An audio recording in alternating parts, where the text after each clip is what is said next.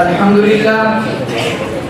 لله نحمده ونستعينه ونستغفره ونؤمن به ونتوكل عليه ونعوذ بالله من شرور أنفسنا ومن سيئات أعمالنا من يهده الله فلا مضل له ومن يضلل فلا هادي له ونشهد أن لا إله إلا الله وحده لا شريك له ونشهد أن سيدنا ومولانا محمدا عبده ورسوله ولا وزير له ولا نذير له ولا مشير له ولا معين له اما بعد محترم مکرم اسٹیج پر جلوہ افروز علماء کرام اور میری تعلیمی زندگی کے ہم سفر ساتھیوں، آج ختم قرآن کے موقع پر یہ عظیم الشان تقریب منعقد ہو رہی ہے۔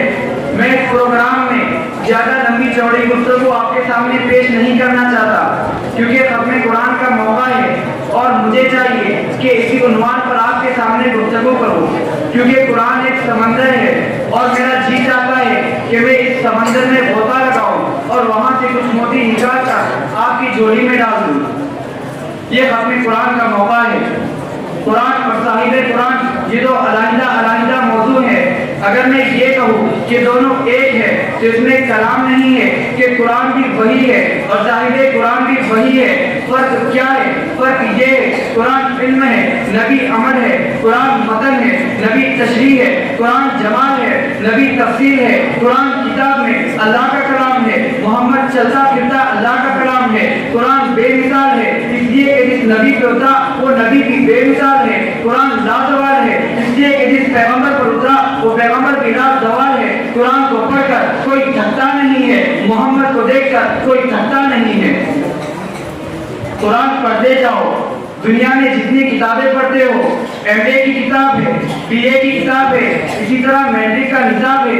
ایک آدمی کہتا ہے کہ تیسری جماعت کی کتاب میں نے پڑھی ہوئی ہے، دوسرا آدمی کہتا ہے کہ نہیں حضور کی سیرت کی کتاب پڑھو، تیسرا آدمی کہتا ہے کہ جغرافیہ کی کتاب پڑھو، چوتھا آدمی کہتا ہے کہ نہیں یہ کتاب میں نے پڑھ رکھی ہے۔ ایک کتاب کو تو پڑھتا ہے، دوسری مرتبہ تیرا جی نہیں چاہتا، دو مرتبہ پڑھتا ہے، تیسری مرتبہ تجھے لائبریری میں بند کر دیتا ہے، تو لائبریری جاتا ہے، کرایہ خرچ کرتا ہے اور کہتا ہے مجھے کتاب چاہیے، تو اس کتاب کو پڑھتا ہے پھر واپس کر دیتا ہے، تو اس کتاب کو دوبارہ نہیں پڑھتا، تیرا جی نہیں چاہتا کہ دنیا کی کوئی کتاب تو دوبارہ نہیں پڑھتا، سہبارہ نہیں پڑھتا، تو دوبارہ نہیں پڑھتا، سہبارہ نہیں پڑھتا، لیکن ایک ہی ایسی کتاب ہے جس کا پہلی مرتبہ بھی وہی مزہ ہے، دوسری مرتبہ بھی وہی مزہ ہے، تیسری مرتبہ بھی وہی مزہ ہے، قاری پڑھے تو مزہ وہی ہے، حافظ پڑھے تو مزہ وہی ہے، تراویح میں پڑھے تو مزہ وہی ہے، نفلوں میں پڑھے تو مزہ وہی ہے، ممبر پر پڑھے تو مزہ وہی ہے۔ قرآن پڑھتا جا، مزے میں کوئی تبدیلی نہیں، 40 مرتبہ بھی پڑھے گا تو اچھے سے خدا بولے گا۔ دنیا کی کسی کتاب پر اتنا ثواب نہیں ملتا جتنا ثواب اس کتاب پر ہے۔ میں خدا کی قسم کھا کر کہتا ہوں تو قرآن نہیں پڑھتا، قرآن سنتا ہے تجھے تب بھی ثواب ہے، قرآن دیکھتا ہے تجھے تب بھی ثواب ہے، قرآن کو چھوتا ہے تجھے تب بھی ثواب ہے۔ تو اس کو بھی چھوڑ دے، جو بچہ قرآن پڑھتا ہے تو اس بچے کو سینے سے لگائے گا تجھے تب بھی ثواب ہے، تو اس بچے سے محبت کرے گا تجھے تب بھی ثواب ہے۔ تو بچے کو بھی چھوڑ دے، جس ٹپائی پہ قرآن رکھا ہے تو ٹپائی بنا کر بچے کو دے دے گا تجھے تب بھی ثواب ہے۔ تو گلاس بنائے گا تجھے تب بھی ثواب ہے۔ ارے قرآن مسجد میں پڑھا جاتا ہے تو قرآن سننے کے لیے باہر گلی میں کھڑا ہو جاتا ہے تجھے تب بھی ثواب ہے۔ قرآن پڑھنا بھی ثواب ہے، قرآن دیکھنا بھی ثواب ہے۔ قرآن بے مثال ہے اور ایک بات کہتا ہوں کہ قرآن لارب ہے۔ یہ لارب میں نے نہیں کہا، خود قرآن نے کہا ہے۔ قرآن کھولو، قرآن کیا کہتا ہے؟ مجھے پڑھتے ہو، میں بتاؤں میں کون ہوں؟ میرا تعارف پوچھنے سے پہلے مجھ سے پوچھو کہ تیری حیثیت کیا ہے؟ یہ قرآن کہتا ہے۔ کہیں ایسا نہ ہو کہ سارا قرآن پڑھ جاؤ پھر پتہ چلے کہ یہ تو بدل دیا گیا تھا، پھر بعد میں پتہ چلے کہ اسے تو شادیوں نے لکھا تھا، پھر پتہ چلے کہ اس کے تو کئی حصے نکال دیے گئے تھے۔ اس لیے 114 سورتوں میں جو سب سے پہلی سورت ہے، پہلا لفظ ہے الف لام میم پڑھ کر قرآن اپنی حیثیت کو متعین کرتا ہے کہ پہلے میری حیثیت کو پڑھ پھر آگے چل، تاکہ سے کوئی باقی نہ رہے۔ قرآن نے کیا کہا ہے؟ الف لام میم۔ الف لام میم کیا ہے؟ الف کیا ہے؟ لام کیا ہے؟ میم کیا ہے؟ تم اس پر غور نہیں کرتے۔ الف سے اللہ ہے، اللہ نے کہا میں بھیج رہا ہوں۔ لام سے جبرائیل ہے، جبرائیل نے کہا میں لا رہا ہوں۔ میم سے محمد نے کہا میرے سینے پہ اترا ہے۔ میں اور بھی بڑی باتیں کر سکتا ہوں لیکن ختم قرآن کا وقت ہے، مجھے تو ہمیں چاہیے کہ ہم قرآن کی باتیں کریں۔ قرآن سے بڑھ کر کوئی کتاب نہیں اور قرآن سے بڑی کوئی بات نہیں۔ توجہ کرنا، الف ہے، لام ہے، میم ہے۔ مجھے کہنے دے کہ اللہ نے اپنے اور محمد کے درمیان واسطہ جبرائیل کا کیوں رکھا؟ اس لیے رکھا کہ جبرائیل تمام فرشتوں کا سردار ہے، اور خود قرآن نے کہا ہے قل من کان عدوا لجبریل فإنه نزله على قلبك، جو شخص جبرائیل کا دشمن ہے محمد وہ تیرا بھی دشمن ہے، میرا بھی دشمن ہے۔